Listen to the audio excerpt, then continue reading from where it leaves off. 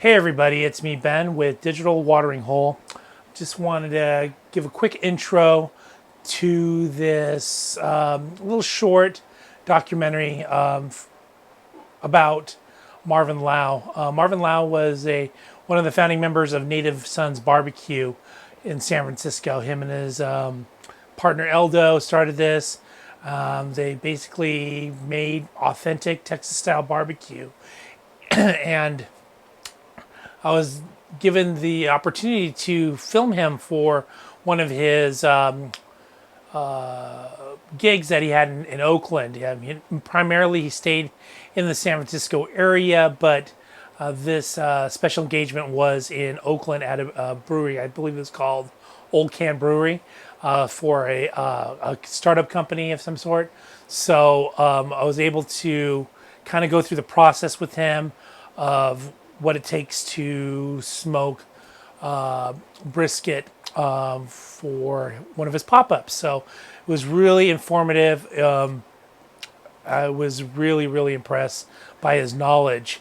But kind of digging forward now, like the reason why I'm doing this now and it's not complete is because Marvin unfortunately passed away in July of 2020, this year. So I wanted to put this out as kind of a tribute to him. He did have a lot of people who really cared about him and really loved Marvin, and I wanted to kind of give this as a kind of a little tribute for him. But after speaking to a couple people that he knew, that he had impacted a lot of people. So I'm going to be continuing on with this little mini documentary. I'm going to kind of get some more kind of testimonials and some kind of feedback from people that whose lives were impacted by Marvin. So, but I wanted to give you this. It's only a little 3-minute thing, but it really kind of gives you a little bit of a little sneak peek of what Marvin was all about. So, hope you enjoy, and then more to come about Marvin and what he impacted in a lot of people's lives. Yeah, it's the hardest thing to cook. To barbecue. How long did it take you to kind of master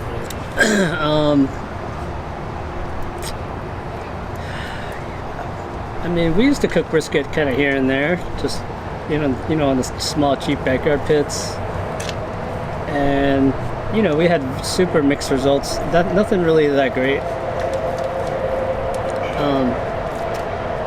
Also, I basically didn't know what the hell I was doing. There wasn't really any good instruction that I was following anywhere. So,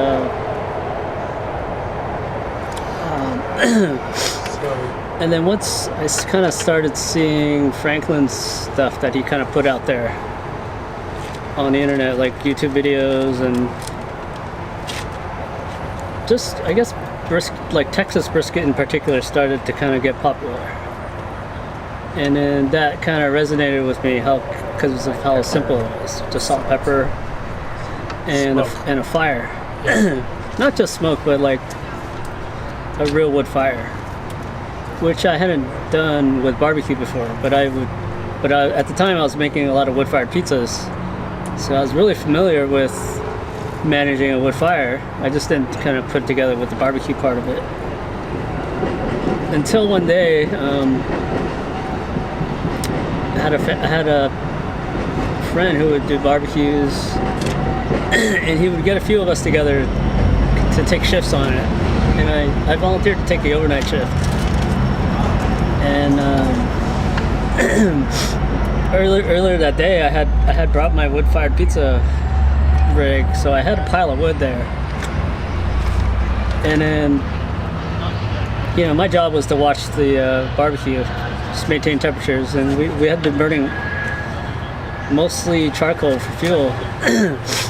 And then I just kind of looked at the coals and then looked at my pile of wood, and I'm like, oh, what if I just threw that log in there? And then it just caught and started burning, and I'm like, oh. And I looked at the temperature. I'm like, oh, those are great temperatures.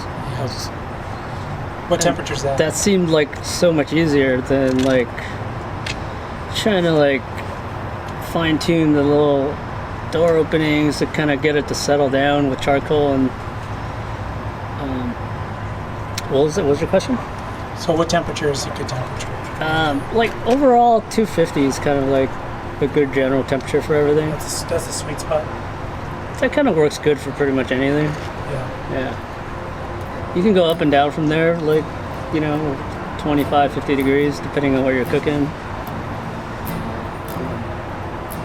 But yeah, so that was like the first time I actually burned wood for the barbecue, which was kind of just by chance.